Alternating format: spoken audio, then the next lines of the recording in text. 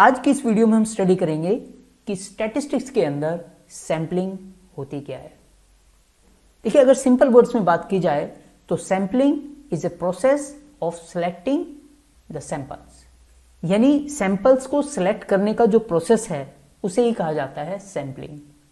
अब ये सैंपल क्या है?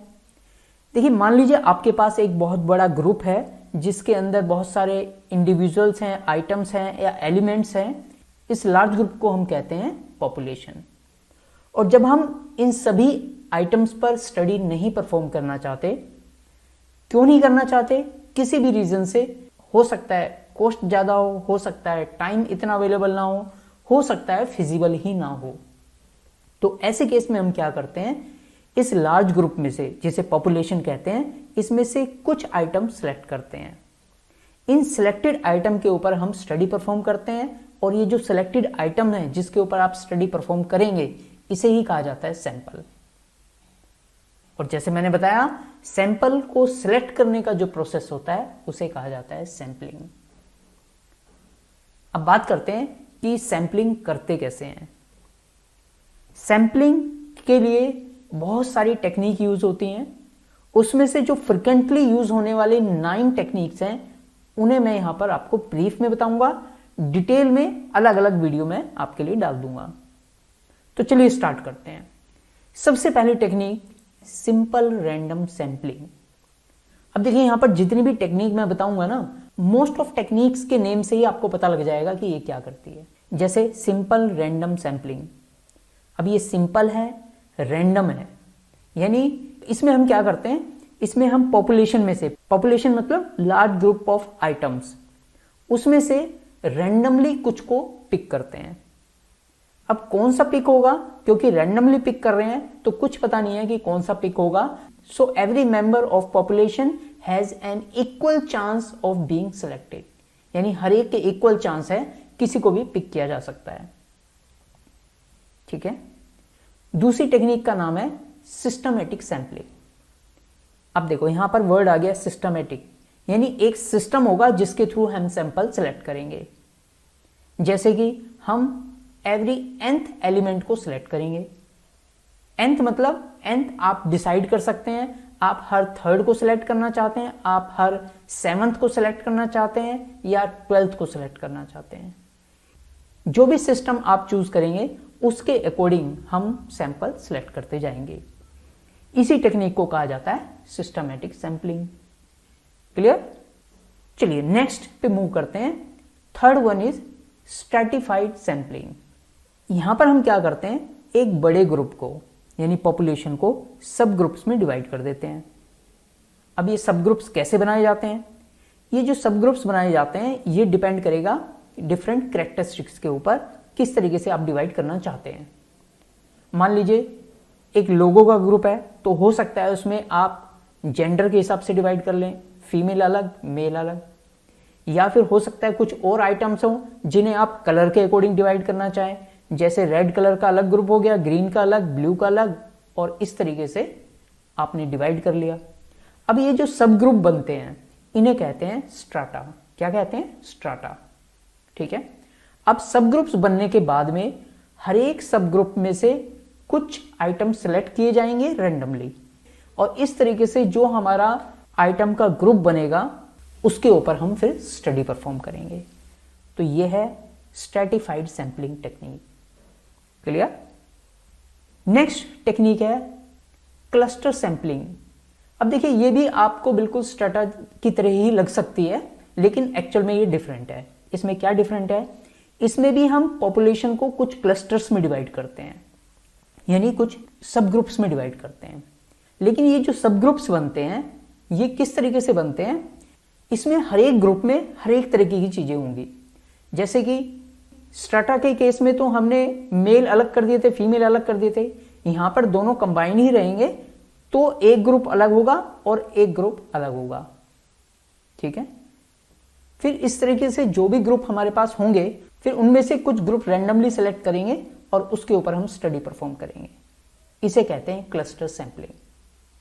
Fifth one is convenience sampling. यहां पर भी देखो, कन्वीनियंस से पता लग रहा है जो रेडिली अवेलेबल हो। तो जब ऐसे इंडिविजुअल को सिलेक्ट किया जाता है तो उसे कहते हैं कन्वीनियंस सैंपलिंग। इस केस में जो आइटम होते हैं या जो पार्टिसिपेंट्स होते हैं वो कन्वीनियंस के अकॉर्डिंग सिलेक्ट कर लिए जाते हैं। अगर ह्यूमन बीइंग की बात की जाए तो ऐसे लोग जो खुद सैंपल बनने के लिए रेडी हैं तो उन लोगों को भी पिक किया जा सकता है, तो इसे कहते हैं convenience sampling. 6th one is multi stage sampling. यहां पर भी देखिए मल्टी स्टेज यानी एक ही बार में सैंपल सेलेक्ट नहीं होते, उसे मल्टीपल स्टेज पर सिलेक्ट किया जाता है। इसका मतलब यहां पर एक से ज्यादा सैंपलिंग मेथड्स यूज किए जाते हैं। फॉर एग्जाम्पल, सबसे पहले आपने क्लस्टर सैंपलिंग का यूज करके कुछ सैंपल्स इकट्ठे किए। इसके बाद आपने सिंपल रैंडम सैंपलिंग टेक्निक लगा करके कुछ उनमें से भी सैंपल सेलेक्ट किए। तो जब 2 या 2 से ज्यादा सैंपलिंग मेथड यूज हो तो उसे कहते हैं मल्टी स्टेज सैंपलिंग। ठीक है, 7th पे मूव करते हैं। 7th is probability proportional to size sampling. इसे पीपीएस सैंपलिंग भी कहते हैं। यह भी एक तरीके की क्लस्टर सैंपलिंग है। यहां पर भी सब ग्रुप्स होते हैं, लेकिन जहां पर कौन सा इंडिविजुअल यूनिट सिलेक्ट होगा ये टोटली इस बात के प्रोपोर्शनल रहेगा कि उसका साइज कितना है पॉपुलेशन के अंदर। इसका मतलब अगर पॉपुलेशन के अंदर उसका काउंट ज्यादा है तो उसके चांस ज्यादा होंगे एज ए सैंपल सिलेक्ट होने के।